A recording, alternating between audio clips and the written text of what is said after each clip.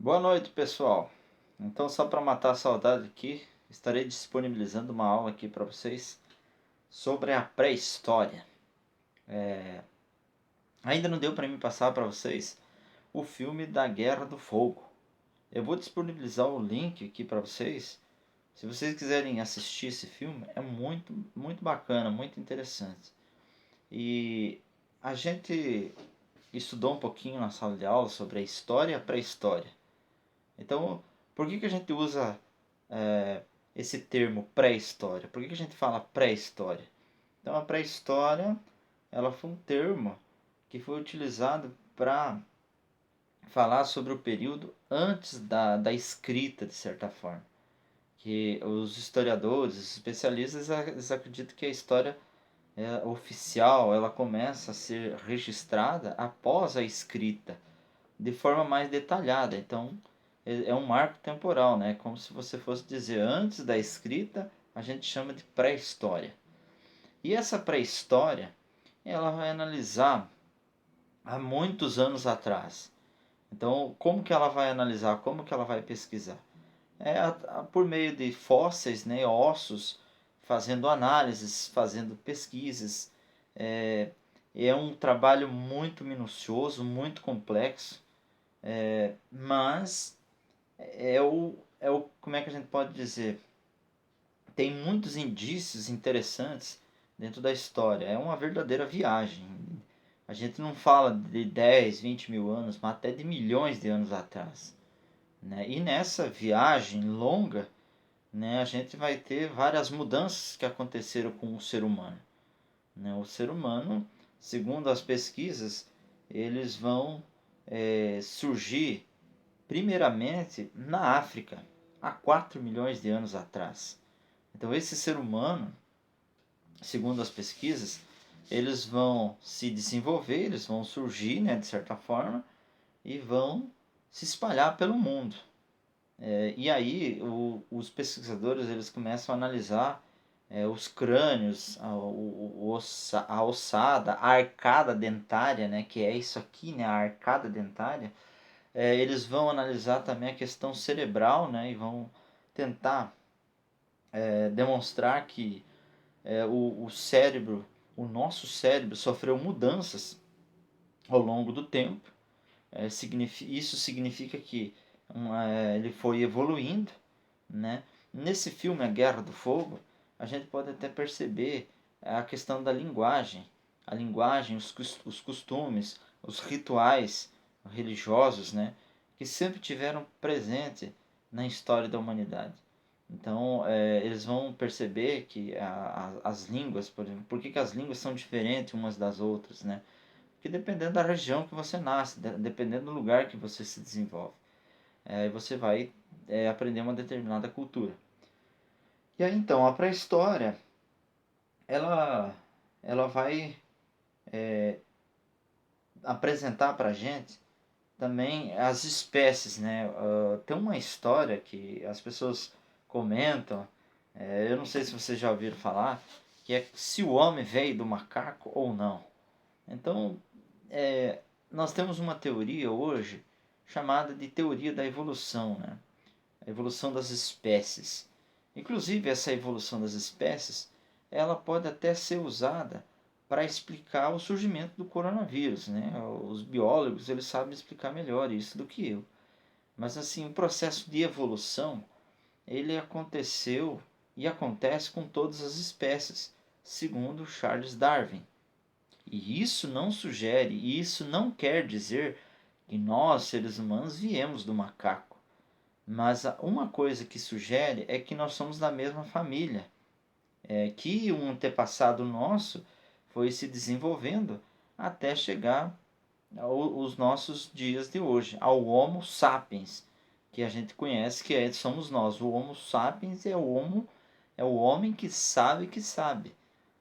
Mas para isso, para chegar a esse ponto, precisou acontecer muitos e muitos anos. As espécies, segundo a teoria da evolução, elas vão evoluindo, vão se desenvolvendo. Prova disso é a questão de uma gripe, né? Você nunca tem a mesma gripe. Todo ano você muda. significa que as bactérias se fortalecem. O teu organismo também se fortalece, ele se adapta. Nas lavouras acontece algo muito parecido. Por exemplo, as pragas, a cada ano que passa, você tem que utilizar um agrotóxico mais forte, porque elas vão se adaptando ao meio. Então, a teoria da evolução ela explica mais ou menos nesse sentido, que é um processo de adaptação. Outro exemplo que eu gosto de citar, que eu acredito que cabe aqui, é se a gente analisar por que na África as pessoas são de pele escura, né? Então, e na Europa, por exemplo, as pessoas são de pele clara. Então, nós vamos ter essas duas diferenças. Na África é muito mais quente, a pele precisa ser muito mais resistente para se adaptar a esse calor. Já na Europa, que é bastante frio, as pessoas têm pele clara. Então, o que seria isso? É uma adaptação ao ambiente. E isso explica também a questão da evolução. Evolução significa adaptação. Tanto é que muitos seres hoje foram extintos, eles já não existem mais, porque não conseguiram se adaptar ao ambiente. Há estudos que dizem que talvez os dinossauros tenham se extinguido da face da Terra por conta disso, porque não se adaptaram ao ambiente e acabaram se extinguindo. E assim acontece com todos os outros seres. O ser humano na pré-história, então os pesquisadores, os historiadores, eles vão analisar que ele passou por duas fases, a fase do Paleolítico e a fase do Neolítico. Então a fase do Paleolítico foi a fase que o homem ainda era nômade. E o que significa nômade? Que ele não tinha paradeiro fixo.